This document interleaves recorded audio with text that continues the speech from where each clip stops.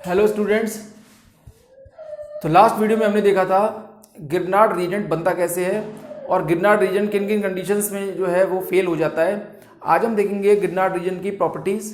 गिरनार्ड reagent जो है organic chemistry के अंदर क्या क्या करने के लिए फेमस है। सबसे पहले हम देखें, अगर ये कार्बोनिल कंपाउंड्स पे, चूंकि गिरनार्ड रीजेंट बहुत ही स्ट्रॉन्ग बेस है। अच्छा, ये स्ट्रॉन्ग बेस है क्यों, ये भी जान लीजिए। अगर हम कंपैरिजन करें मीथेन, अमोनिया, वाटर और HF का, तो अगर एसिडिटी का ऑर्डर अगर हम देखते हैं तो सबसे स्ट्रॉन्गेस्ट एसिड HF है। इसका जो बेस होगा कॉन्जुगेट वो सबसे कमजोर होगा, और वीकेस्ट एसिड इसमें मीथेन है। इसका जो बेस होगा CH3- ये सबसे स्ट्रॉन्ग बेस होगा। आप जानते होंगे conjugate acid base theory, weak acid का कॉन्जुगेट बेस हमेशा स्ट्रॉन्ग होता है, स्ट्रॉन्ग एसिड का कॉन्जुगेट बेस हमेशा वीक होता है। तो ये वीक एसिड का कॉन्जुगेट बेस है, इसलिए इतना खतरनाक है। ये सबसे maximum most of the molecule के एसिडिक प्रोटॉन को छीन लिया करता है। तो सबसे पहला काम ये जो करेगा वो करेगा एसिड बेस रिएक्शन। तो आप हमेशा सावधान रहें, जब भी स्ट्रॉन्ग एसिड पड़ा होगा तो वहां आप और कोई काम ना करवाएं, सबसे पहले गिरनार्ड का हमला उस एसिडिक प्रोटॉन पे करवा के उसे निकलवा दें। जैसे कि अगर हम देखें तो यहां पर कुछ मॉलिक्यूल्स मैंने लिखे हुए हैं, इन सबके अंदर जो है जो H है वो काफी एसिडिक है। जैसे कि H2S का H बहुत एसिडिक होता है, HX का, OH का, वाटर का H, एसिड का H, triple bond CH, NH, amide का H, अमोनियम क्लोराइड का H, साइक्लोपेंटाडाइन का H एसिडिक है क्योंकि निकलने के बाद इसको नेगेटिव चार्ज को थ्रू एरोमेटिसिटी स्टेबलाइजेशन मिलता है। उसके बाद triple bond CH, sulphonic acid का H, फिनॉल का H, इमीन के अल्फा वाले कार्बन पे जो H है वो मैंने कुछ मॉलिक्यूल्स यहाँ नहीं लिखे हैं, वो उसके अंदर भी काफी एसिडिक प्रोटॉन्स होते हैं, उनको भी ये निकाल लिया करता है। जैसे कि अगर मैं लिखूं नाइट्रोमीथेन, तो नाइट्रोमीथेन के जो अल्फा H है इसको भी ये निकाल लिया करता है क्योंकि ये बहुत एसिडिक होता है। तो एसिडिक इसलिए होता है कि यहाँ जो नेगेटिव चार्ज आता है थ्रू रेजोनेंस स्टेबिलिटी पाता है, तो नाइट्रोमीथेन के H को भी निकाल सकता है। तो आप इस बात का ध्यान रखिएगा, अगर इनमें से कोई भी ग्रुप और साथ में गिरनार्ड पड़ा हुआ है तो सबसे पहली रिएक्शन जो होगी वो होगी एसिड बेस रिएक्शन। तो गलती से भी आप ऐसा ना करें कि वहां कुछ और बना दें। जैसे एग्जाम्पल अगर मैं लूँ और एग्जाम में अगर क्वेश्चन आता है बेंजोइक एसिड में डाल दिया उसने एसिटिक एसिड CH3MgBr गिरनार्ड, और तुमसे पूछा कि बताओ इसके अंदर प्रोडक्ट क्या बनेगा, तो स्टूडेंट्स क्या करने लगते हैं, वो सोचते हैं कहीं इस पे C+ पे अटैक तो नहीं होगा, कहीं इसके ऑर्थो मेटा पैरा पे अटैक तो नहीं होगा। इस तरह की कुछ नॉनसेंस चीजें आप ना सोचें। सबसे पहले आप ये देखें, ये चूंकि बहुत बेस होता है और बेस का काम होता है एसिडिक प्रोटॉन निकालना, तो कहीं यहाँ पर ऐसा तो नहीं है कि एसिडिक प्रोटॉन हो। तो आप देख सकते हो कि यहाँ पर ये वाला H सबसे ज्यादा एसिडिक है, तो ये जो CH3- है सबसे पहले इस H पे हमला बोलेगा और इसे उड़ा ले जाएगा, तो तुरंत इसके अंदर मीथेन गैस बनेगी और वो अगर कलेक्ट कर लोगे तो अच्छी बात है, नहीं तो भाग जाएगी निकल के बीकर से, ठीक है। तो इसके अंदर मीथेन मिलेगा और साथ में जो बाई प्रोडक्ट होगा वो आपका सॉल्ट होगा एक तरह से गिरनार्ड का COOMgBr, ठीक है, हमें उससे मतलब नहीं है, आपका मेन प्रोडक्ट जो है मीथेन है। तो आप इन सबके ऐसा कोई भी मॉलिक्यूल हो और गिरनार्ड पड़ा हो तो आप सबके अंदर एक ही प्रोडक्ट बनने वाला है, वो है हाइड्रोकार्बन R-H। ये R- कहां से आया, गिरनार्ड का R- है। तो पहली रिएक्शन जो थी वो थी एसिड बेस रिएक्शन, जो बहुत तेज होती है और सबसे ज्यादा फास्ट होती है। तो वो तो होती है सबसे ज्यादा इंपॉर्टेंट भी यही रिएक्शन है क्योंकि एग्जाम में पूछता बहुत है और कंफ्यूजन भी बहुत होती है इसके अंदर। तो आप ये ध्यान रखिएगा, ये सबसे पहले क्या करेगा, इस H को निकालेगा, ठीक है, एसिडिक हाइड्रोजन को। सेकंड अगर हम बात करें इसकी, ये दूसरा काम क्या करता है, बेस तो ये है ही बहुत अच्छा, ये न्यूक्लियोफाइल भी बहुत अच्छा है। तो अगर इसको कभी भी कार्बोनिल ग्रुप्स मिलते हैं तो कार्बोनिल ग्रुप्स में होता क्या है, यहां पर पॉजिटिव चार्ज होता ही है। हालांकि सबसे पहले होता यह है कि Mg गिरनार्ड का जो Mg है वो ऑक्सीजन के लोन पेयर के साथ इंटरेक्ट करता है। जैसे ही इसे इंटरेक्ट करेगा तो ये इसे खींचेगा तो प्लस चार्ज डेवलप होने लगेगा नीचे और ये R- आके इस पे अटैक कर देगा।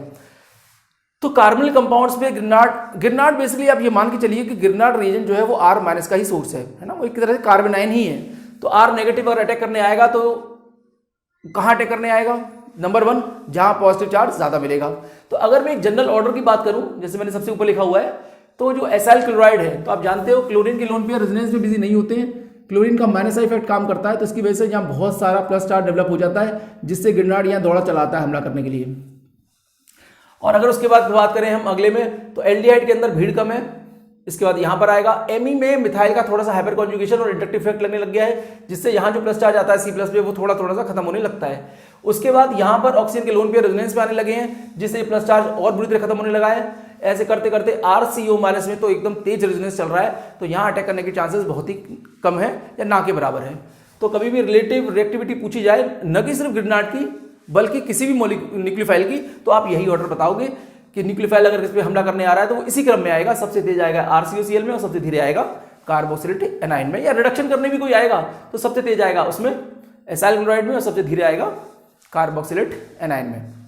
ठीक है, तो दूसरा हमने ये देख लिया कि RCOCl या COCl हो सकता है, Cl की जगह पे OR भी हो सकता है क्योंकि ये भी एक लीविंग ग्रुप है, या चाहो तो आप OAC भी ले सकते हो क्योंकि वो भी एक लीविंग ग्रुप है। तो अगर एग्जामिनर ने इसके इक्विवेलेंट मेंशन नहीं किए तो आप इसको तब तक अटैक कराते रहोगे जब तक यहां से पूरा प्लस चार्ज गायब नहीं हो जाता। जैसे कि अगर मैं लेता हूं RCOCl और ग्रेनाड का हमला कराता हूं तो आप क्या करोगे, R माइनस का अटैक कराओगे, एक कार्बन से 2 हीटेरोटम में अनस्टेबल होगा तो Cl यहां से चला जाएगा, तो यहां बनेगा RCOR। आप अगर उसने लिखा है 1 इक्विवेलेंट तो आप यहीं रोक देना इस रिएक्शन को, क्योंकि ये जो लगा है ये लग चुका है अब। ठीक है, मान लेता हूं R' है ये। अगर उसने लिखा ही नहीं है 1 इक्विवेलेंट तो ये ग्रेनाड इतना रिएक्टिव है, ये फिर हमला करना आएगा, ये तब तक हमला करता रहता है जब तक यहां पर प्लस चार्ज गायब ना हो जाए, या कह लो आप पाई बॉन्ड गायब ना हो जाए। बाद में वर्कअप के बाद यहाँ पर मैग्नीशियम हट जाएगा और यहाँ पर H आ जाएगा। मैं कहीं पर भी मैंने वाटर नहीं लिखा है, एक आध जगह को छोड़ के। आप मान के चलिए कि ग्रेनाड के अगले स्टेप में हम पानी डालेंगे ताकि मैग्नीशियम जो लगा हुआ है O पे आप उसे हटा सके। अंडरस्टूड है ये कि इस सब के अंदर वाटर डाला हुआ है, लिखा है तो अच्छी बात है, नहीं लिखा है तो भी वहाँ वर्कअप हो रहा है, ये आप अपने मन में लेके चलिएगा। ठीक है, तो यहाँ H वर्कअप से आया है, बाकी R यहाँ आ गया है। तो आप देख लीजिएगा यहाँ पर कि जब तक वो इक्विवेलेंट मेंशन ना करे, अगर वो कहता है 1 इक्विवेलेंट है तो आप यहीं रोक देना, लेकिन वो नहीं लिख ही नहीं रहा 1 इक्विवेलेंट है तो ये इनकी सबकी मंजिल एक ही है, वो है अल्कोहल। ठीक है, कार्बोनिल कंपाउंड्स की। तो यहाँ पर अटैक कराओगे तो भी अल्कोहल आएगा, मैंने यहाँ लिखा नहीं है, यहाँ पर 1 इक्विवेलेंट है तो ये बार बार अटैक करने आएगा और सबको ये अल्कोहल तक लेके जाएगा। उसके बाद एल्डिहाइड में भी अटैक करने आएगा तो क्या करेगा, यहीं पर अटैक करेगा, यहाँ पर भी अल्कोहल बन जाएगा, वर्कअप के बाद यहाँ पर मैग्नीशियम हट जाएगा उसे और आपका R' लग जाएगा। इपॉक्साइड, अगली रिएक्शन की बात करें इपॉक्साइड की, तो इपॉक्साइड जनरली स्ट्रेन्ड होती स्पीसीज है, पर इपॉक्साइड काफी रिच है क्योंकि इपॉक्साइड एक तरह से साइक्लिक ईथर ही तो है, इन्हें ऑक्सीडेंस भी कहा जाता है। अब ये अगर रिच है तो ग्रेनाड भी तो रिच है, रिच अगर रिच के ऊपर अटैक करने वाला है तो अब इस बात का ध्यान रखिएगा कि वो वहां से घुसने की कोशिश करेगा जहां भीड़ कम होगी। ठीक है, तो भीड़ कहाँ कम है, तो आपको साफ दिखाई दे रहा होगा, भीड़ इस साइड कम है, इधर की तरफ 2 मिथाइल निकले हुए हैं, ये रोकेंगे इसको उधर से आने से, तो यहाँ से खुल जाएगी, तो कम भीड़ की साइड से ग्रेनाड जो है से ओपन कर देगा। उसके बाद अगर आपके पास कॉन्जुगेटेड कार्बोनिल कंपाउंड है तो ये वहां हमला करना पसंद करता है जहां पर पॉजिटिव चार्ज की डेंसिटी ज्यादा होगी, जिसको हम हार्ट सेंटर कहते हैं। ये खुद भी बहुत ज्यादा चार्ज है, इसलिए ग्रेनाड में बहुत ज्यादा चार्ज है, पोलैरिटी है, तो इसको चाहिए सामने वाला भी चार्ज हो, तो सामने वाला चार्ज तो यहीं ज्यादा आ रहा है, तो आप ये यहीं अटैक करेगा। कॉन्जुगेटेड कंपाउंड्स में ये generally most of the times 99% times ये हमेशा 1-2 एडिशन करता है, इसको आप 1-2 बोलते हो, और जब आप यहाँ एडिशन कराओगे तो आपसे 1-4 एडिशन बोलोगे। ठीक है, तो कॉन्जुगेटेड कंपाउंड्स में ये 1-2 एडिशन करना पसंद करता है। उसके बाद बात करें हम साइनाइड की, तो साइनाइड के अंदर ये बस एक ही बार हमला करता है, 2 बार अटैक नहीं कर पाता क्योंकि यहाँ चार्ज बहुत ज्यादा नहीं होता। अभी तो काफी ज्यादा चार्ज है क्योंकि N यहाँ पर कैसा है, sp हाइब्रिडाइज्ड, तो N अगर खींचेगा इलेक्ट्रॉन्स को तो यहाँ प्लस चार्ज आएगा, इस प्लस पे ग्रेनाड दौड़ा चला आएगा हमला करने के लिए। पर जैसे ही ग्रेनाड आएगा तो होगा ये कि माइनस पे तो Mg लग गया, C पे लग गया R, अब यहाँ चार्ज खत्म हो गया क्योंकि N जो है नाइट्रोजन जो है बहुत ज्यादा इलेक्ट्रोनेगेटिव नहीं होता, तो अब यहाँ चार्ज डेवलप नहीं हो पाता। अब जैसे ही आप यहाँ पानी डालोगे तो पानी से इसका वर्कअप के बाद यहाँ पर कीटोन बन जाएगा। कैसे, यहाँ पर आप वाटर डालोगे तो यहाँ जो H+ है इस पे N के लोन पर अटैक कर जाएंगे, ये खींचेगा तो पानी का OH कार्बन पर अटैक करेगा, तो यहाँ OH N के साथ MgH, बाद में यहाँ पर NH3+ बन जाएगा लास्ट में, और एक कार्बन से 2 हीटेरोटम होने की वजह से इसको जाना पड़ेगा, मतलब कुल मिला के बाद में कि ये कीटोन बन जाएगा। तो आप देख लीजिएगा इमीन का जब आप वर्कअप करते हो एसिडिक मीडियम में तो पक्की बात है उसका कीटोन ही बनता है। ठीक है, तो ये तो एक नॉर्मल सी रिएक्शन थी वैसे। तो साइनाइड में आप 2 बार अटैक नहीं कराओगे, आप एक ही बार अटैक कराओगे, इस बात का ध्यान रखोगे। यहाँ पर आप देखो 2 इक्विवेलेंट डाले हैं हमने, तो 2 डाले हैं तो एक बार अटैक हुआ ऊपर नीचे, ये OR गया, एक बार फिर अटैक हुआ तो ये OR चला गया। अगर वो 2 इक्विवेलेंट न लिखे तो आप पक्की बात है ये फिर से कहाँ जाएगा, अल्कोहल की तरफ। मैं बार बार बात को बोल रहा हूँ कि कार्बोनिल कंपाउंड जो है अगर इक्विवेलेंट मेंशन नहीं है तो आप उसको अल्कोहल तक ले जाकर ही छोड़ोगे, लेकिन अगर इक्विवेलेंट वो देता है तो आप देख लीजिएगा, एक इक्विवेलेंट तो एक बार अटैक कराओ, 2 इक्विवेलेंट है तो आप 2 बार अटैक कराओ, ठीक है, पर ज्यादा आगे मत जाना। इसे आप ऑर्थो ईस्टर बोलते हो। ऑर्थो ईस्टर में अगर आप ग्रेनाड डालते हो तो होता क्या है, इसको रब कर दे रहा हूं मैं, ऑर्थो ईस्टर का एक तरह से डी प्रोटेक्शन टाइप हो जाता है। ऑर्थो ईस्टर के अंदर यहां पर पहले मैग्नीशियम आके लग जाएगा O से, इस ET से लग जाता है Mg, यहां आ जाएगा प्लस चार्ज, और अब इसको जाना पड़ेगा इस लोन पेयर के धक्के से, क्योंकि यहाँ पॉजिटिव आ गया है तो ये चला जाएगा। अगर ये चला गया तो यहाँ कुछ ऐसा आपको दिखाई देगा, इस पे प्लस आ गया, ऑक्सीजन ज्यादा इलेक्ट्रोनेगेटिव तो खींचेगा तो प्लस कार्बन पे आ जाएगा, तो इस कार्बन पे आपका ग्रेनाड का R अटैक कर जाएगा, RMgx का R इस पे अटैक कर जाएगा। जब इस पे R अटैक कर जाएगा, अब आप ध्यान से देखिए, एक कार्बन से 2 हीटेरोटम है, अगर आप वाटर डाल दें, H+ डाल दें, तो इसको आप क्या बोलते हो, जब एक कार्बन से 2 OR ग्रुप लगे होते हैं तो आप इसे एसिटल बोलते हो। इस एसिटल का डी प्रोटेक्शन आराम से हो सकता है एसिडिक मीडियम के अंदर, तो इसको आराम से आप डी प्रोटेक्ट कर सकते हो। कैसे? इन दोनों में से किसी एक पे H लग जाएगा, यहाँ प्लस आ जाएगा जैसे H लगेगा, क्योंकि इसका एक लोन पेयर चला गया है। अब इसकी धक्के से इसको जाना पड़ेगा, तो ये हो जाएगा HCr डबल बॉन्ड OET, इसने अपना लोन पेयर दिया है तो उस पर प्लस आया, ये खींचेगा तो पानी का OH इस पर अटैक कर जाएगा, तो अब एक कार्बन से 2 हीटेरोटम हो जाएंगे। और आप जानते हो कि OET और OH में ज़्यादा चले ग्रुप कौन है? ऑब्वियसली बात है OET है। तो इस तरह से आपका ये RCHO फॉर्म हो जाएगा। तो ऑर्थो ईस्टर में अगर आप ग्रेनाड का 1 इक्विवेलेंट डालते हो तो आपको एल्डिहाइड मिलता है। इसी तरीके से ग्रेनाड जो है, इन सब के अंदर आप ग्रेनाड डालोगे तो क्या होगा, CO2 एक बहुत अच्छा इलेक्ट्रोफाइल है, क्योंकि दोनों तरफ ऑक्सीजन लगे हुए हैं और बुरी तरह से खींच रहे हैं, तो यहाँ बहुत ही भयंकर तरीके से पॉजिटिव चार्ज डेवलप हो रहा है, और ग्रेनाड का जो R नेगेटिव है वो दौड़ा चलाएगा इसकी तरफ, और इसे क्या बना देगा, वर्कअप के बाद क्या बना देगा, एसिड, क्योंकि RCOO माइनस है, आप वर्कअप करोगे एसिड पानी से H+ से, तो वहाँ H लग जाएगा। सिमिलरली ये भी बहुत अच्छा इलेक्ट्रोफाइल है, क्योंकि दोनों तरफ कौन खींच रहे हैं, ऑक्सीजन, तो सल्फर में बहुत ज़्यादा पॉजिटिव चार्ज डेवलप होगा और R फिर से दौड़ा चलाएगा, RSO2H बना देगा। O2 के अंदर ऑक्सीजन का ही सोर्स है एक तरीके से, तो ये अल्कोहल बना देगा। यहाँ पर भी सल्फर खींचेंगे तो कार्बन में पॉजिटिव आएगा, तो उसको CS2H बना देगा। क्लोरीन को हटा के वहाँ पर खुद लग जाएगा, तो वहाँ पर R4 ऐसा ही बना देगा, और X को हटा के भी खुद लग जाएगा। एक तरह से ये यहाँ पर सब्स्टिट्यूशन रिएक्शन कर रहा है, इसके अंदर, इनके अंदर ये एडिशन कर रहा है। RX के अंदर आप ध्यान रखिएगा, अगर ये प्राइमरी है तब तो ठीक है, ये SN2 कर देगा, लेकिन अगर 3 डिग्री हैलाइड हुआ तो 3 डिग्री के अंदर क्या करता है, ये एलिमिनेशन कर देता है। तो आप इस बात के लिए थोड़ा सा सतर्क रहें इस बात को लेके कि कहीं ऐसा 3 डिग्री एल्किल हैलाइड तो नहीं लिया है। अगर आप इसमें MEMGBr डाल रहे हो तो आप गलती से भी यहाँ पर आप SN1 या SN2 ऐसा सोचना मत, ऐसे कि इसमें एलिमिनेशन होना तय है, क्योंकि ये बेस तो है ही और ये एल्किन भी काफ़ी अच्छी है, क्योंकि इसमें 6 आकर कॉन्जुगेशन है, ठीक है। तो 3 डिग्री वाले में तो most of the time elimination ही होता है, अगर बेस हल्का सा भी स्ट्रॉन्ग होता है तो, ठीक है।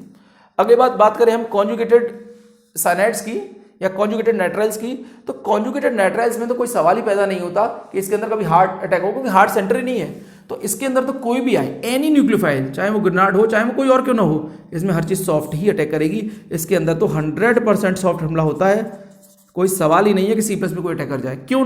क्योंकि N और कार्बन दोनों ही कैसे हैं, sp हैं, तो बुरी तरह से ये N खींचता है, और जैसे खींचता है तो ये यहाँ से पूरा करंट चलता है, तो प्लस चार्ज एकदम डेवलप हो जाता है यहाँ, तो जो भी आएगा इस प्लस पे ही आएगा, ना कि कार्बन पे आएगा, ठीक है।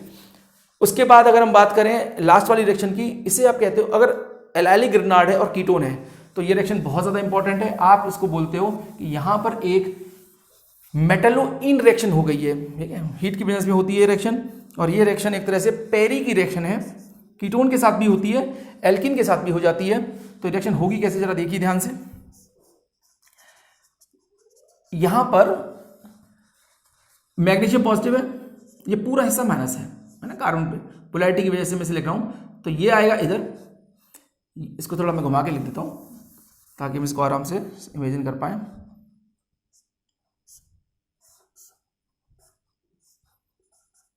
इस टाइप से, ठीक है। तो देखो क्या होगा, Mg का तो इंटरेक्शन O पे है ही, एसिड बेस इंटरेक्शन, ये लूज बेस वो लूज एसिड, Mg पे प्लस है, इस कार्बन पे माइनस है।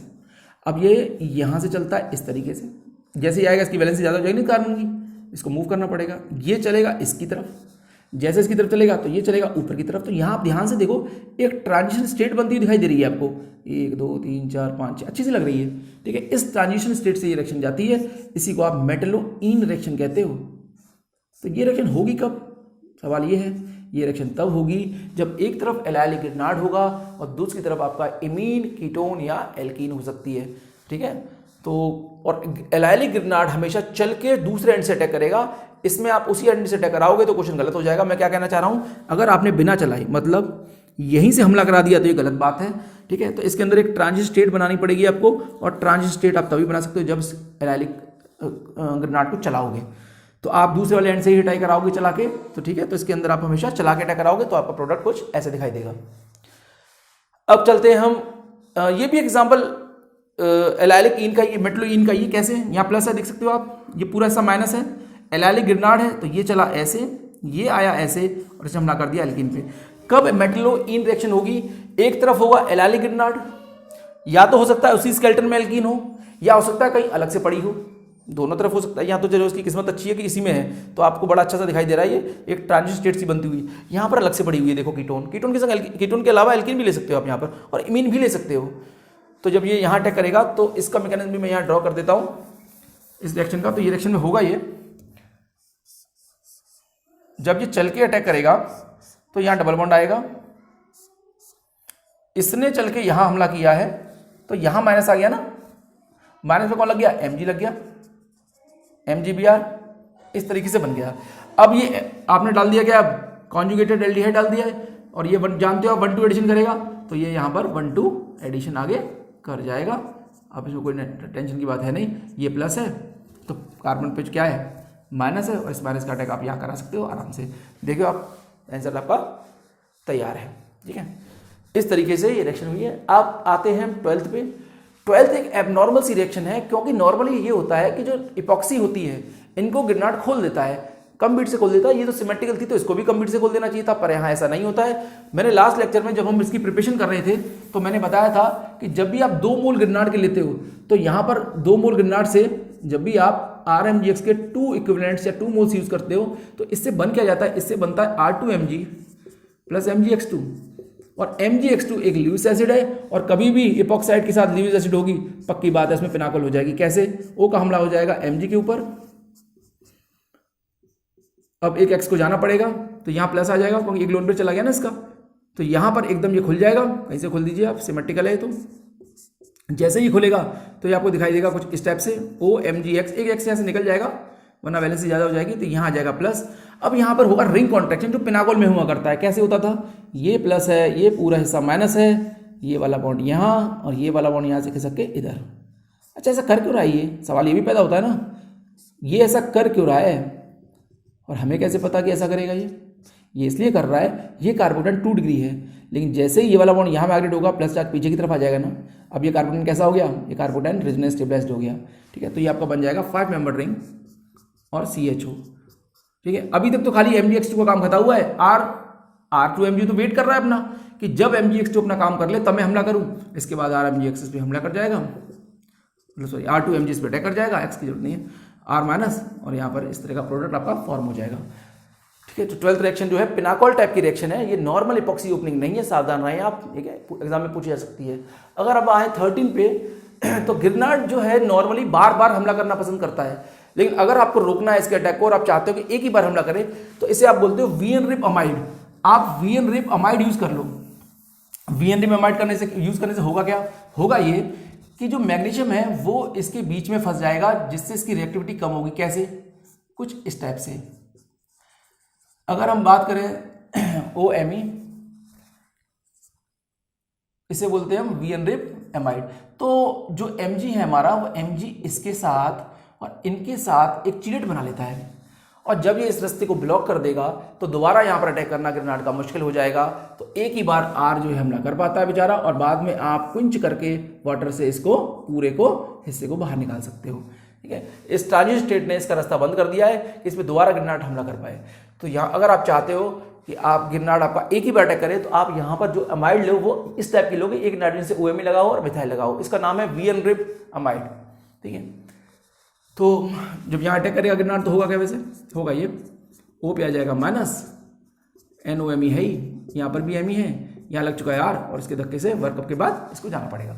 एक कार्बन से 2 ही टोटम है तो इसको निकालना पड़ेगा। अगली में बात करें हम RMgX में, अगर हमारे पास 2 कार्बोनिल कंपाउंड है तो ये किस पे अटैक करना पसंद करेगा। मैंने यहाँ 1 इक्विवेलेंट लिखा है, जब तक एग्जामिनर 1 इक्विवेलेंट लिख के न दे आप इसको एक्सेस ही मानोगे। अच्छा, अब जहाँ चार्ज ज़्यादा होगा वहीं होगा। आप इस ऑर्डर में भी देख सकते हो, RCl तो पहले नंबर पे है, तो यहीं चार्ज बहुत ज़्यादा है। क्यों? क्योंकि क्लोरीन का माइनस आई बहुत ही ज़बरदस्त होता है, तो गिरनाट यहाँ दौड़ा चला आएगा और एक कार्बन से 2 हीट्रोटम होने की वजह से Cl को धक्का मार के बाहर कर देगा। ठीक है। हाँ, अगर इसने लिखा होता एक्सेस में तो ये दोबारा अटैक करने आता और इसको अल्कोहल बना देता। ठीक है, और होता तो फिर यहाँ भी आ जाता। ठीक है, वो चलो 1 लिखा है तो 1 में आप यहीं अटैक कराओगे जहाँ चार्ज ज़्यादा होगा। अगर गिरनाट के साथ कॉपर पड़ा हुआ है +1 ऑक्सीडेशन स्टेट में, तो गिरनाट को यहाँ पर ट्रांसमेटिलेशन के द्वारा वो Mg को रिप्लेस करके खुद लग जाता है और यहाँ पर सॉफ्टनेस जनरेट कर देता है। तो बेसिकली ये गिरनाट ना रह के एक तरह से RCU बन जाता है, और एक बार ये RCU बन गया तो ये सॉफ्ट हो गया, और सॉफ्ट का हमला हमेशा सॉफ्ट सेंटर पे होता है। मतलब फिर ये 1,4 एडिशन करेगा, न कि 1,2 एडिशन करेगा। जैसे अगर इस कंपाउंड को देखें हम 15th वाले को, तो 1,4 एडिशन किस टाइप से होगा? सॉफ्ट सेंटर पे इस टाइप से कि जो आपका जो कॉपर है वो तो यहाँ लग गया, और जो R है आपका R नेगेटिव वो यहाँ अटैक करेगा, ये यहाँ आएगा, ये यहाँ आएगा। इसे कहते हैं हम 1,4 एडिशन। 1, 2, 3, 4, 1 और 4 में एडिशन हुआ है ना, इसलिए आप इसको 1,4 एडिशन कहते हो। बाद में आप वर्कअप के बाद ये वापस से नॉर्मल हो जाएगा, टोटमलाइज करके ये कीटोन बन जाएगा। ठीक है, यहाँ पर एच लग जाएगा। ठीक है, यही वो कंपाउंड है, देख लो आप। ठीक है, तो यहाँ पर आप इस जगह पे ऐड कराओगे 1,4 एडिशन। आप पूरा चलाने की जरूरत नहीं है, आप सिर्फ इतने हिस्से को तोड़ दीजिए प्लस माइनस में, और यहाँ प्लस पे लगा दिए R नेगेटिव को और माइनस पे लगा दिया वर्कअप के बाद वाले पानी को, H को। ठीक है, अब बात करें हम सोलवे की, तो अगर कभी भी कार्बोनिल कंपाउंड हो CO और उसके बगल वाला कार्बन कायरल हो, तो ऐसे केसेस में आपको एक बात का ध्यान रखना होता है। अगर मैं ट्रिक से जाऊं, मैंने शायद एक लास्ट वीडियो जिसमें मैंने LiLH4 का बनाया था जो वीडियो, उसके अंदर भी एक ट्रिक की बात की थी। मैं यहाँ पूरा मॉडल नहीं बता रहा हूँ, ये क्रैम्स चिलेशन मॉडल से जाता है, पर मैं अभी ये मॉडल पे जाऊंगा तो वीडियो बहुत लंबी हो जाएगी। अभी फिलहाल इसको ट्रिक से समझाने की कोशिश करता हूँ। कभी भी ऐसा कोई कंपाउंड आए, आपके पास एक कार्बन कंपाउंड है और साइड वाला कार्बन कायरल है, तो आप इस बात का ध्यान रखिए। आप पहले यहाँ पर तीनों ग्रुप्स को असाइन कर दीजिए। कैसे? यहाँ पर एक लार्ज ग्रुप है, कौन है? फिनाइल, इसे लार्ज कह दीजिए, सबसे छोटे वाले को स्मॉल कह दीजिए और बीच वाले को मीडियम कह दीजिए। आप इस बात का ध्यान रखिए इस ट्रिक के अंदर कि आपका मीडियम वाला बॉन्ड प्लेन में होना चाहिए, और नहीं है तो आप रोटेशन देके लेके आ जाइए उसे। ठीक है, यहाँ तो ऑलरेडी है प्लेन में, तो मुझे रोटेशन की देने की जरूरत नहीं है। नहीं होता तो मैं रोटेशन से ले आता। फिर जब आपका मीडियम वाला बॉन्ड प्लेन में आ जाएगा तो आप क्या करोगे? तो आप ये देखोगे कि जो सबसे भारी बॉन्ड है वो कहाँ निकला, वो कहाँ है स्पेस में ओरिएंट, तो ये आगे निकला हुआ फ्रंट में। तो अगर ये फ्रंट में निकला है तो इसने फ्रंट की साइड में स्टेरिक हिंडेंस जनरेट कर दी है, मतलब आगे से रास्ता ब्लॉक कर दिया है। तो अब जो भी न्यूक्लियोफाइल आएगा वो पीछे से आएगा। तो आप इमेजिन कर सकते हो ये फिनाइल अगर बोर्ड से आगे निकला हुआ है तो आपका जो R डैश है वो कहाँ से आएगा? बैक साइड से आएगा, और बैक से आएगा तो OH जो प्लेन में है ना, भी है sp2 पीछे से आएगा तो डबल बॉन्ड O आगे की तरफ आ जाएगा ना, पीछे से हमला हुआ बोर्ड के पीछे से अगर अटैक होगा तो OH आगे आ जाएगा, जैसे कि आपको यहाँ दिखाई दे रहा होगा। ठीक है, एग्जामिनर एक में इसको आगे कर देगा, इसको पीछे कर देगा, तो तुम्हें कंफ्यूज कर देगा। तो आप ध्यान रखिएगा जब भी आप ट्रिक लगा रहे हो। अब मैं पूरा मॉडल यहाँ नहीं बना रहा हूँ, इसका मॉडल के लिए अलग से वीडियो बनाऊंगा जिसमें क्रैम्स मॉडल और फैल्कन मॉडल होगा। ये सब ट्रिक से बता रहा हूँ। ट्रिक में आपका मीडियम वाला बॉन्ड प्लेन में हो, भारी वाला बॉन्ड आगे निकला, भारी बॉन्ड कहीं हो, उससे कोई फर्क नहीं पड़ता। आगे है तो पीछे से अटैक कराओ, पीछे दिया हुआ है तो आगे से अटैक कराओ। ठीक है, पर मीडियम वाला प्लेन में होना बहुत जरूरी है तो अच्छी बात, नहीं है तो लेके आओ। 17 क्वेश्चन में आए तो 17 में ये है, ये भी एक मॉडल है। ऊपर वाला तो फैल्कन था, नीचे वाला अगर हम बात करें तो क्रैम्स चिलेशन मॉडल से जाएगा। कैसे जाएगा? ये कब होता है चिलेशन? जब भी कभी आपके पास कार्बोनिल कंपाउंड हो और साइड वाले कार्बन पे आपके एक हीट्रो एटम हो ऑक्सीजन टाइप का, और आपके पास चिलेशन करने वाले मेटल्स हो, जैसे कि मैग्नीशियम हो सकता है, सीरियम हो सकता है 3+ में, जिंक हो सकता है 2+ में। तो आप क्या करोगे? आप बस सिंपल सा ये काम करोगे, चूंकि ये बहुत हार्ड एसिड है, ये हार्ड बेस है, ये पूरा का पूरा गिरनर जाके चिपक जाएगा जहां पर भी ये हार्ड एटम दे रखा है स्पेस में। तो देखो ये कहां दे रखा है आपको हार्ड एटम, इस बार आगे दिया हुआ है। जैसे इमेजिन करो कि ये ओमोम आगे निकला हुआ है, ऑक्सीजन के साथ MOM या मिथाइल मिथॉक्सी मीथर है, मिथॉक्सी ईथर, तो यहां पर सामने निकला हुआ है ये ओमोम। तो फ्रंट में अगर हीट्रो एटम है तो RMGX भी जाके फ्रंट में लगेगा, और फ्रंट में लग गया तो फ्रंट से तो अटैक करेगा ये, तो वो कहां चला जाएगा? बैक में चला जाएगा ना, दिख रहा होगा आपको बैक में चला गया।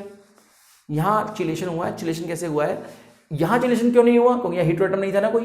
पीछे वाले केस में जाइए आप, पीछे वाले केस में इस CO के साइड वाले कार्बन पे कोई भी हीट्रो एटम नहीं था, तो वहां चिलेशन कॉन्सेप्ट नहीं लगा। जबकि 17 वाले पे इस कार्बन पे हीट्रो एटम होने की वजह से इस ऑक्सीजन से कौन चिपक गया जाके? गिरनाट चिपक गया है। और अगर ये आगे ही जाके लग गया है तो ये आगे से हमला करेगा, तो डबल बॉन्डो को कहां जाना पड़ेगा? बोर्ड के पीछे जाना पड़ेगा। सेम वैसा ही हुआ है, डबल बॉन्डो पीछे चला गया, ब्यूटाइल आपका गिरनाट का आगे आ गया है। अब हम बात करते हैं कुछ प्रॉब्लम्स जो गिरनाट के साथ आती हैं। सारे गिरनाट जो हैं हार्ट अटैक करेंगे ऐसा नहीं है। ग्रेनाड अगर भारी हुए, जैसे ये है आइसोप्रोपाइल मैग्नीशियम ग्रेनाड की बात, ये आइसोप्रोपाइल मैग्नीशियम ग्रेनाड के संग एक प्रॉब्लम है, ये बल्कि सा है। ये बल्कि होने की वजह से क्या करता है, सामने वाले स्केलेटन के साथ थोड़ी सी इसको प्रॉब्लम आती है। कैसे कैसे आती है देखो, ये कीटोन है, तो कीटोन के अंदर कीटोन भी यहाँ पर काफ़ी सारे कार्बन है और ये खुद भी बल्कि है, तो यहाँ जुड़ने में इसको काफ़ी परेशानी आती है स्टेरिक हिंडेंस की वजह से। जब जुड़ने में परेशानी आती है तो ये क्या करता है, ये यहाँ पर एल्डोल करा देता है, मतलब ये एज अ बेस काम करेगा। फिर यहाँ पर इसने क्या काम किया है, एज अ बेस ग्रेनाड ने, तो बेस क्या करेगा, एसिडिक हाइड्रोजन निकालेगा। तो इसने क्या किया, इस CO के साइड वाला एसिडिक हाइड्रोजन निकाल दिया और इसकी एक यूनिट और रही होगी, उसके ऊपर उसने हमला करवा दिया। तो आपको दिख रहा होगा ये सारी प्रॉब्लम सिर्फ आइसोप्रोपाइल मैग्नीशियम ब्रोमाइड के साथ ही है, हर किसके साथ आप ऐसा नहीं कराओगे, ठीक है। तो IPR MgBr अगर साइक्लोपेंटेनोन है तो उसके अंदर आप एल्डोल करा दोगे। अगर कॉन्जुगेटेड कीटोन है तो कॉन्जुगेटेड कीटोन के अंदर ये इसमें घुसना इसके लिए बहुत मुश्किल है। आप देख सकते हो यहाँ जगह कहाँ है, ये खुद भी तो इतना भारी बल्कि हो रखा है। तो ऐसे केस में मजबूरी में ये क्या करता है बेचारा, जो इसका नेचर नहीं है उसके विपरीत जाके ये सॉफ्ट अटैक कर डालता है। ये नेगेटिव है ना, तो इस सॉफ्ट अटैक को तब करोगे ना, कॉपर पड़ा होगा, तो बिना कॉपर की कर गया, क्यों, क्योंकि एक बल्कि है। अगर आपके पास आयोडोबेंजीन है और कार्बन आयोडीन का बॉन्ड काफी कमजोर होता है, तो ये ऐसे केस में मेटल आयोडीन मेटल और आयोडीन की जगह पे खुद लग जाता है जाके। कैसे, इसे हम कहते हैं मेटल आयोडीन एक्सचेंज। किस टाइप से हुआ है, आई है और ये आइसोप्रोपाइल ग्रेनाड है, Mg पे प्लस है, इस पूरे पे माइनस है, ये माइनस जाएगा आई के पास, आई सी और आई के सिग्मा स्टार में, ये बॉन्ड टूट जाएगा, इसमें माइनस आ जाएगा। तो यहां तो माइनस आ गया और माइनस पे कौन लग जाएगा, MgBr लग जाएगा। और इधर क्या बन गया, इधर आपका आइसोप्रोपाइल आयोडाइड बन गया, ठीक है। तो ऐसे केस में ये एक तरह से आप कह सकते हो कि मेटल आयोडीन एक्सचेंज हुआ है, तो ये भी हो जाता है। ये सिर्फ होगा आइसोप्रोपाइल ग्रेनाड के साथ ही, हर किसी के साथ आप ऐसा नहीं कराओगे। यहाँ भी आप देख रहे होगे काफी क्राउडिंग कर दी है तुमने, और ये खुद भी क्राउडिंग वाला है, यहाँ तो ये घुस नहीं पाएगा, तो ये घुस ही नहीं पाएगा, तो फिर कौन जा रहा है फिर इसमें अटैक करने। तो ऐसे केस में ये क्या करता है, ये अपना हाइड्राइड छोड़ देता है। कैसे छोड़ेगा, यहाँ पर इसने रिडक्शन कर दिया, ये प्लस है, इस पूरे हिस्से पे माइनस है, तो ये माइनस यहाँ धक्का दे, तो यहाँ 3 H है ना आपके पास, ये तीनों H में से कोई ना कोई निकल के H नेगेटिव इस पर हमला कर देगा। तो यहाँ पर इसने सब कुछ उल्टा अजीब काम किया है। यहाँ इसने क्या काम किया है, बेस यानी एल्डोल करा दिया। यहाँ इसने क्या काम किया, यहाँ इसने सॉफ्ट अटैक किया, जो कि नहीं करता ग्रेनाड, इसने यहाँ क्या कर दिया, मेटल हेलोजन एक्सचेंज। ऐसा कौन, ये तो बी वाला ही करता है, इसका नेचर नहीं था ये, इसने ये काम भी किया है। रिडक्शन, ये रिडक्शन के लिए कहाँ जाना जाता है, इसने यहाँ रिडक्शन भी कर दिया। उसके बाद बगल वाले पे इस वाले पे जाएं तो यहां पर भी इसने रिडक्शन कर दिया है, क्योंकि यहां पर भी काफी क्राउडिंग है, यहां इसको चिलेशन करना चाहिए था, पर ये खुद इतना भीड़ वाला है, तो यहाँ चिलेशन वाला, इसकी मेजर प्रोडक्ट है, चिलेशन वाला भी बनता है, वो कम है लेकिन, ठीक है। मेजर वाला मैं यहाँ बना रहा हूँ, तो यहाँ पर भी इसने क्या कर दिया है, रिडक्शन कर दिया है। तो इसने इन सब रिएक्शंस के अंदर बहुत अजीब अजीब काम किया है। तो एग्जाम में अगर एक भी रिएक्शन ऐसी आ गई और तुम्हें ये सब ना हटाओ तो क्वेश्चन गलत होना तय है। तो आप बहुत सावधान रहिएगा ऐसे स्केलेटन्स को लेके, यहाँ सारी बातें बहुत अजीब है, जो ग्रेनाड नहीं करता वो सब किया है इसने, ठीक है। उसके बाद एक रिएक्शन है, इसको हम कुलिन-कोविच रिएक्शन कहते हैं। इसके मैं डिटेल मैकेनिज्म में यहाँ नहीं जाऊंगा, क्योंकि डिटेल मैकेनिज्म बहुत बड़ा है, ये खुद एक पूरा वीडियो मांगेगा, तो उसमें देखा जाएगा किसी वीडियो में, इसका मैं पूरा मैकेनिज्म बताऊंगा, क्योंकि कैटालिटिक लूप से जाएगी ये रिएक्शन। कुलिन-कोविच कैटालिटिक लूप से, मैं यहाँ ट्रिक बता रहा हूँ आपको कैसे पहचानेंगे कुलिन-कोविच है और कैसे हम इसका प्रोडक्ट आराम से डिजाइन कर सकते हैं। तो देखिए, हो सकता है कि आपको एग्जाम में एक ग्रेनाड दे रखा, मतलब होगा क्या, एक ग्रेनाड होगा और एक एस्टर होगा। तो ग्रेनाड हो और एस्टर हो तो आप क्या करोगे, आपको कुछ नहीं करना है, आपको बस एक काम करना है, आप पहचान में तो आ जाए आपको पहले कि कुलिन-कोविच होनी है, ग्रेनाड, एस्टर और टाइटेनियम आइसोप्रोपेऑक्साइड का होना तय है। इसकी जरूरत हमें पड़ेगी जब हम पूरी साइकिल पढ़ रहे होंगे। अभी सिर्फ मैं इतना बता रहा हूं, यहाँ पर आप इतना समझ लीजिए इसे ट्रिक से कैसे जाएंगे। तो आप यहाँ पर बीटा एलिमिनेशन कर दो सबसे पहले। तो जैसे ही आपको समझ में आ जाए कि यहाँ पर कुलिन-कोविच होनी है, तो आप बीटा एलिमिनेशन करके आप यहाँ पर एक एल्किन बना दीजिए, बन गई, चलो ठीक है। दूसरे में आप इसमें से दोनों हीटोटों को बाहर करो, मतलब हीटोटम कौन है, एस्टर के RC डबल बॉन्ड OR, ये है ना, ये ट्रिक है, कोई मैकेनिज्म नहीं है, पहले ही बता रहा हूं मैं इस बात को। हटाओ इसे हटाते ही यहाँ पर क्या आ जाएगा, यहाँ आपको कुछ दिखाई देगा इस तरीके का, बस क्या रह गया, RCCR। आपने यहाँ से 3 इलेक्ट्रॉन रह गए ना भाई, 2 बॉन्ड इसके तोड़े हैं और एक इसका तोड़ा है, एक को इससे जोड़ो, एक को इससे जोड़ो, तो आपका पाई जो एडजस्ट हो गया ऊपर वाला। जो एक बचा हुआ है इसमें आपने वर्कअप किया है, उसका OH ले आओ, देख लो आपका ये प्रोडक्ट है कि नहीं है। इन दोनों आर को सेम रखना बस, ठीक है, जोड़ते समय स्टेक में याद रखनी है, ठीक है। एक तो ये पक्का है, जो भी गिरनाट यहाँ दिया होगा उसके अंदर आपके जिससे मैग्नीशियम लगा है उसके अल्फा वाले कार्बन में पक्की बात है H होगा ही होगा, वरना ये एल्कीन नहीं बन पाएगी, तो रिएक्शन हो ही नहीं पाएगी। तो आप पहले सबसे पहला काम कीजिए, आप एल्कीन बनाइए। कई बार क्या करता है एग्जामिनर, एल्कीन रेडीमेड देता है, इसमें तो हमने बनानी पड़ी। कुलिन-कोविच के अंदर ही क्या होता है, आपके पास एक एल्कीन गिवन होगी, जैसे कि ये एल्कीन गिवन है, यहाँ पर आपको एस्टर मिलेगा RCOR, और यहाँ पर होगा टाइटेनियम आइसोप्रोक्साइड, तो होगा ही होगा, साथ में एक RMgX होगा, इसके बारे में कुछ दे नहीं रखा होगा, ये R क्या है यहाँ पर दे भी रखा हो न भी दे रखा हो, आप ऐसे केस में बस कुछ नहीं करना, आपको ऑलरेडी रेडीमेड एल्कीन मिल गई है, तो आप यहाँ एल्कीन बनाने मत लग जाना। यहाँ मैंने एल्कीन इसलिए बनाई क्योंकि मेरे पास एल्कीन थी नहीं, तो एग्जामिनर अगर पहले से तुम्हें कोई एल्कीन देता है तो आपके लिए और आसान हो गया काम। आपको बस क्या करना है, इनको तोड़ो, इधर से हीटो एटम को उड़ाओ। ये बार बार बोल रहा हूँ मैं, ये कोई मैकेनिज्म नहीं है, मैकेनिज्म के लिए अलग वीडियो बनाया जाएगा, ये सिर्फ एक ट्रिक है। इसको इससे जोड़ो, इसको इससे जोड़ो, जो बच गया उससे पानी का OH जोड़ो, जो वर्कअप करोगे आप, तो ये इसका आंसर हो जाएगा। ठीक है, तो कभी कोई क्वेश्चन इस टाइप से आता है, एल्कीन अगर गिवन है तो आप ऐसे बना दोगे, एल्कीन गिवन नहीं है तो आप एल्कीन बना के कर दोगे। ठीक है, पर कुलिन-कोविच है बहुत इंपॉर्टेंट रिएक्शन, बहुत सारे एग्जाम से पूछी जाती है। अब आते हैं 20 पे। आपने यहाँ पर जो लिया है, यहाँ पर गिरनाट बहुत भारी है, बल्कि है, स्टैटिकली हिंडर्ड है, दिख रहा होगा, साथ में इसके पास तो H भी नहीं है, तो ऐसे केस में ये क्या काम करेगा, तो देखिए, जब आपके पास एक तो स्केलेटन इतना क्राउडी वाला, इसमें घुसेगा कौन के कोई, इसमें तो आपने बहुत क्राउडिंग कर दी है, और ये खुद भी क्राउडिंग वाला है, तो पक्की बात है ये यहाँ तो ये अटैक नहीं करने वाला। तो ऐसे केस में, और इसके पास H भी नहीं है कि मैं उड़ा दूं भाई, अगर इसके पास H होते तो शायद रिडक्शन के चांस भी होते। कैसे, ये इधर आता, यहाँ से H निकाल देता, यहाँ तो मिथाइल है, तो रिडक्शन भी यहाँ हो नहीं सकता, तो फिर क्या होगा, तो यहाँ ये होगा, फिर ये बेस ही बनेगा, और क्या करेगा, इसका एक काम भाई, बेस होता है, न्यूक्लियोफाइल होता है, रिड्यूसिंग एजेंट भी होता है कुछ केसेस में, तो अब यहाँ पर रिड्यूसिंग एजेंट ये हो नहीं सकता, न्यूक्लियोफाइल ये हो नहीं सकता, तो मजबूरी में ये बेस का काम करेगा, और बेस का काम होता है एसिडिक हाइड्रोजन निकालना, कहीं से भी निकाल लो, मॉलिक्यूल सिमेट्रिकल है, इसका हमला आगे चलना चाहो आप किसी इलेक्ट्रोफाइल पे तो कर देना। अब बात करें अब हम हीटेरोसाइक्लिक कंपाउंड में, तो हीटेरोसाइक्लिक कंपाउंड के अंदर RMgX क्या करना, ये मेटल हैलोजन एक्सचेंज करता है। कैसे, अगर आपके पास ब्रोमीन और आयोडीन के साथ नहीं करता है क्योंकि वो कमजोर होते हैं, क्लोरीन और फ्लोरीन के साथ ये मेटल हैलोजन एक्सचेंज करना पसंद नहीं करता, तो यहाँ पर ये मेटल हैलोजन एक्सचेंज कर जाएगा, और ये उस दो ब्रोमीन है, सवाल ये कि किसका करे, उस ब्रोमीन का करना पसंद करेगा जिसके पास कोई ऐसा हीटरो एटम लगा हो या इलेक्ट्रॉन विड्रॉइंग ग्रुप लगा हो, जैसे यहाँ सल्फर के करीब वाला है, ये जाएगा और इसकी जगह पे मैग्नीशियम, मतलब होगा ये कुछ इस टाइप से। यहाँ पर Br है, R माइनस इस पर अटैक करेगा, ये छोड़ के चला जाएगा, हालांकि ये इलेक्ट्रॉन ऐसे जा रहे हैं ना, ये सिग्मा स्टार में जा रहे हैं। ठीक है, ये जैसे छोड़ के जाएगा तो यहाँ माइनस आ जाएगा, माइनस पे आप क्या लगा दोगे, MgX लगा दोगे, और आपका क्या बन गया साथ में RBr।